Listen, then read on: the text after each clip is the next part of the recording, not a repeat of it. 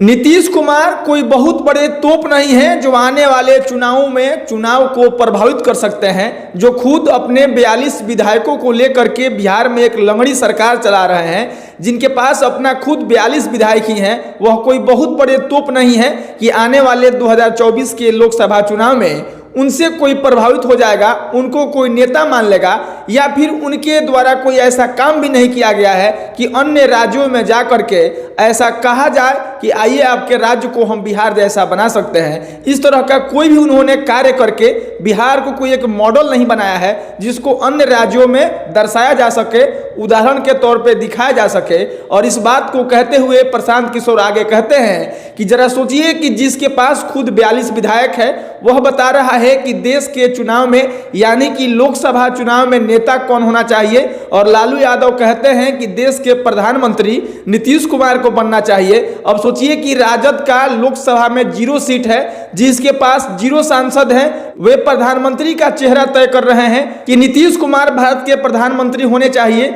और वहीं पर नीतीश कुमार जिनके अपने दल में मात्र 42 विधायक है, जो उन 42 विधायकों के सहारे बिहार में लंगड़ी सरकार चला रहे हैं, वे बता रहे हैं कि देश के राजनीति में यानी कि लोकसभा चुनाव को लेकर के विपक्ष का नेता कौन होना चाहिए। ये कितना हास्यास्पद बात है। जनसुराज के सूत्रधार दरभंगा के हनुमान नगर प्रखंड में पत्रकारों से बात करते हुए नीतीश कुमार पर निशाना साधा, और निशाना साधते हुए आगे कहते हैं कि नीतीश कुमार जब से लालू यादव के साथ मिलकर के बिहार में सरकार चला रहे हैं, तब से आप मेरे बयानों को उठा करके देख लिए, तब से मैं ऐसा कह रहा हूं कि राष्ट्रीय स्तर पर जदयू जैसे पार्टियों का कोई महत्व नहीं है। विपक्ष के तौर पर अगर सबसे कोई बड़ी पार्टी है तो कांग्रेस ही है, भले वह चुनाव हारे चुनाव जीते, लेकिन सबसे बड़ी पार्टी की अगर बात करिएगा तो विपक्ष के तौर पे कांग्रेस ही है। वहीं पर दूसरे नंबर पर टीएमसी है और तीसरे नंबर पर डीएमके है। राष्ट्रीय जनता दल यूनाइटेड के तमाम नेताओं को राष्ट्रीय स्तर के चुनाव में कोई पूछ नहीं है,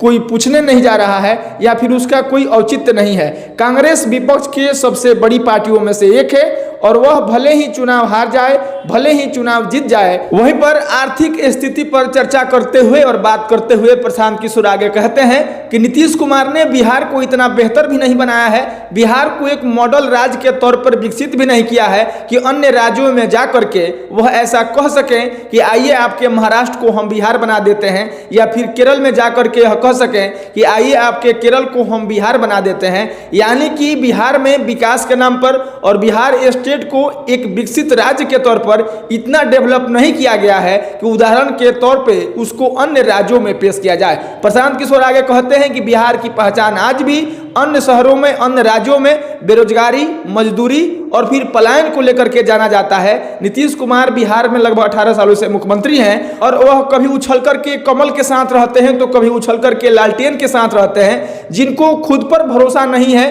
कि वह कब कहां रहेंगे। ऐसे में अन्य राज्यों के लोग यह तो सामान्य समझ रखते ही हैं कि आखिर नीतीश कुमार को वे लोग अपना नेता कैसे मान ले, जो नेता किसी राज्य में 18 साल शासन करने के बाद उस राज्य को एक मॉडल और फिर एक विकसित राज्य के तौर पे विकसित नहीं किया है, जिसका उदाहरण या फिर जिसको दिखा करके अन्य राज्यों में ऐसा कहा जा सके कि आइए आपके राज्य को हम बिहार के तर्ज पर डेवलप करते हैं, बिहार की तरह बना सकते हैं, बिहार की तरह बनाते हैं। वैसे में अगर ऐसा कुछ काम नहीं हुआ है, जिस नेता को सिर्फ अपनी कुर्सी प्यारी है, जो कुर्सी के लिए अपने गठबंधन को, अपने राजनीतिक सुचिता को हमेशा विध्वंस करते रहता है, हमेशा तार तार करते रहता है, ऐसे में उसको अन्य राज्य के लोग इतनी समान समझ तो रखते ही हैं कि उसको नेता कैसे बना लेंगे। प्रशांत किशोर आपको बता दें कि जनसुराज पदयात्रा के सूत्रधार है। पिछले लगभग 1.25 वर्षों से वह अपने जनसुराज पदयात्रा के तहत पूरे बिहार के भ्रमण पर निकले हुए हैं, और इसी दौरान बिहार के दरभंगा जिले के हनुमान नगर प्रखंड अंतर्गत जब उनकी यात्रा वहां पर पहुंची तो प्रेस वार्ता के दौरान यानी कि मीडिया के लोगों से वो ये तमाम चीजें कह रहे थे,